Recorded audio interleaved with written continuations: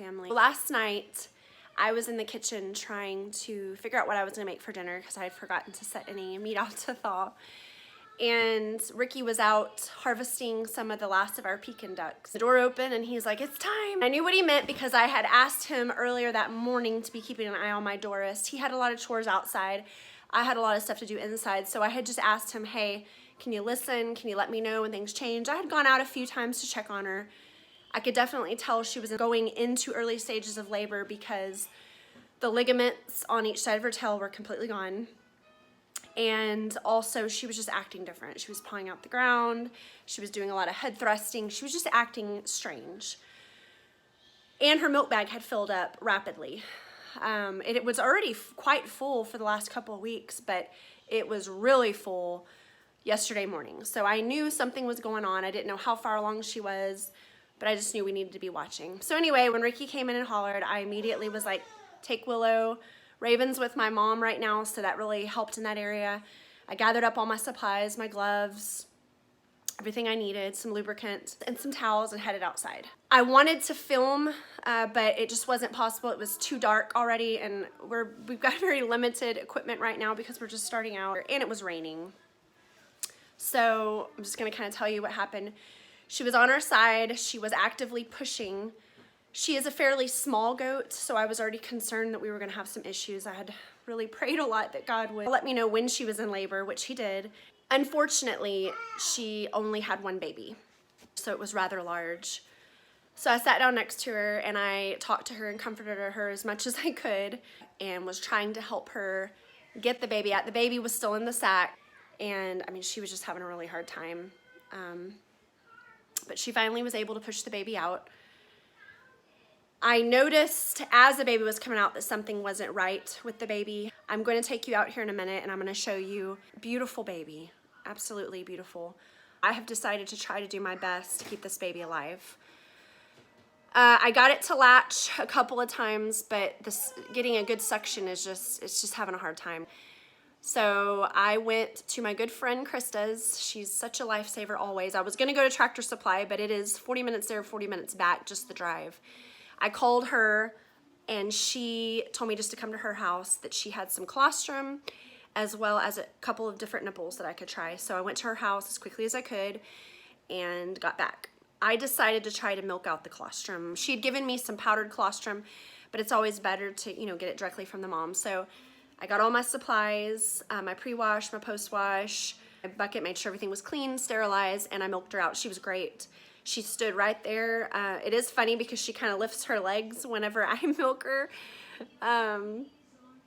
But anyway, she didn't give me any problems. I milked her out, and the baby would not take the nipple, either one, but I was able to syringe feed her some of the colostrum. And throughout the night, I gave her more colostrum, just kind of checked on her. We did have a little bit of a storm last night, so I made sure they had a dry, warm place to go.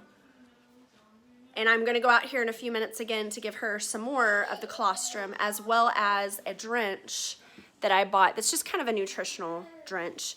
In fact, it's called Nutri-Drench. And I'll just show you the bottle. And it's just to give the baby a little bit of boost, and even the mom. I'm gonna give Doris some as well, but right now I'm mainly focusing on the baby. She's acting fine. I'm just a little concerned since she does have some problems. So she's not drinking as much colostrum as I'd like her to drink. Let's just say that. I'm gonna keep working with her, keep trying to get her to drink from the nipple, and I'm gonna do my best with that. But yeah, for now, that's what I'm gonna do. I'm gonna go out and give some of this.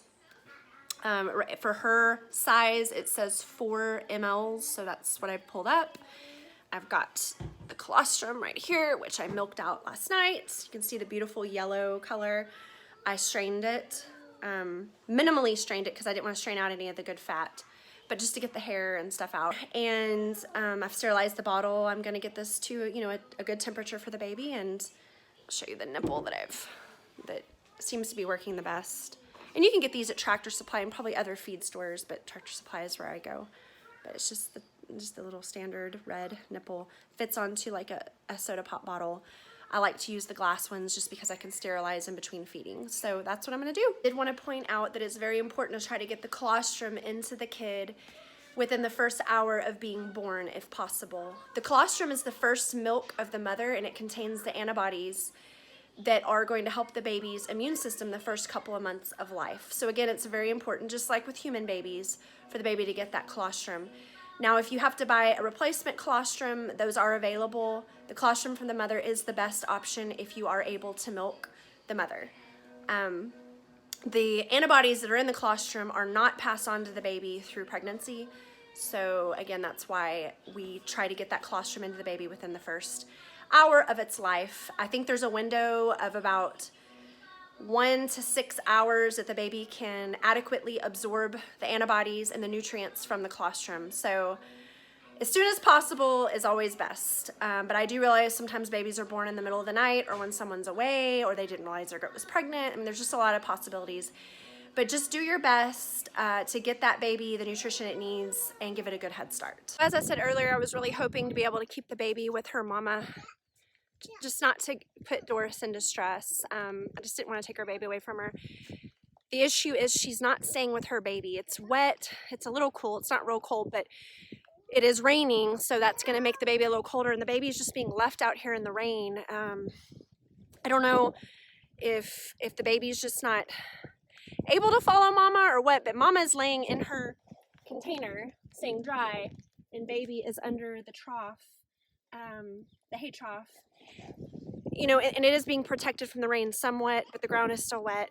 I don't want to leave the baby out here to get sick, so I'm probably going to take the baby in with me, and I will probably move Doris in with the other goats just so she's not alone. So the baby is fairly dry. As you can see, her little face is very deformed.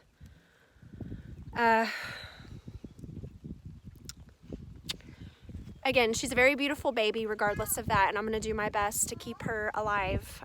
I'm going to try to keep her warm and her belly full. So I went ahead and moved the baby out of the rain so that I could try to give it the rest of the bottle.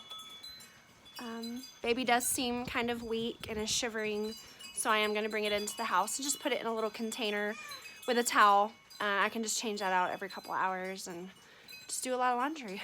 That's okay, I don't mind doing that. Look at that precious little face. Precious little face. Are you warming up? Are you warming up, baby? So I found my little dog sweater and decided to put that on her just to kind of warm her up a little bit. There's a little bit of chill on the air. Be soft. Be soft. Good girl.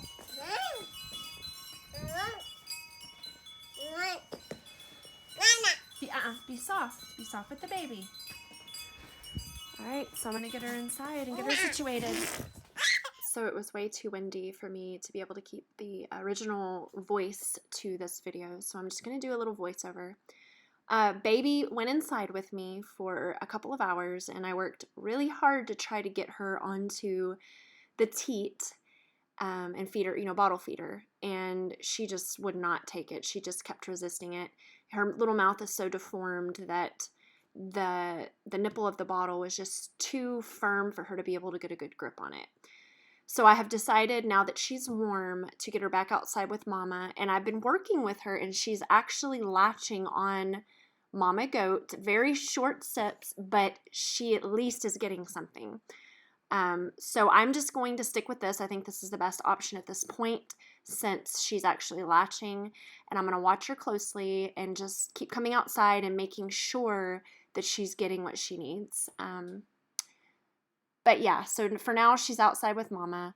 I got them plenty of dry hay. I will be out every couple of hours to check her progress and to also milk out Doris a little bit, because I've noticed that the baby is not doing a very good job of emptying out the udder, and she's focusing on only one side, just like Rosemary's babies were doing. And again, I don't want her to get mastitis, so I'm going to just finish off what she's not able to drink, and just keep the udder very clean, keep her bedding very clean, and watch closely for infection. I did notice before the baby was even born that the right side of her udder was kind of lumpy looking, and I already had concerns, and I think that she may be, even though this is so early, developing a mild form of mastitis. I hope and pray for the sake of mama and baby that that is not the case, and that her udder is going to be healthy and well productive. Alright guys, baby was born on Monday evening. This is now Thursday afternoon. Baby is doing awesome. You can see she's very spunky. She loves to be held. Out of all 3 babies, she's actually the friendliest. Precious, precious little baby. I do not have a name for her yet, so if you guys want to help me with that, that would be awesome. I don't have names for the others either. The wind got the best of me again, so here I am recording over the video. But I just wanted to let you guys know that she did in fact have mastitis, but we got it early and it's under control. She's doing good. I am going with an all-natural treatment. I like to avoid antibiotics if at all possible until they're absolutely needed. So I will in a upcoming video cover that with you guys and let you know the process of testing for mastitis at home as well as treating naturally using herbs and things like that. But right now we're just going to finish up the video. I really enjoyed making this video. I am so happy that it was concluded with a very, very joyful ending and that this baby is thriving and healthy. As you can see, she's extremely playful. I hope you guys enjoyed this video, and until next time, take care and God bless.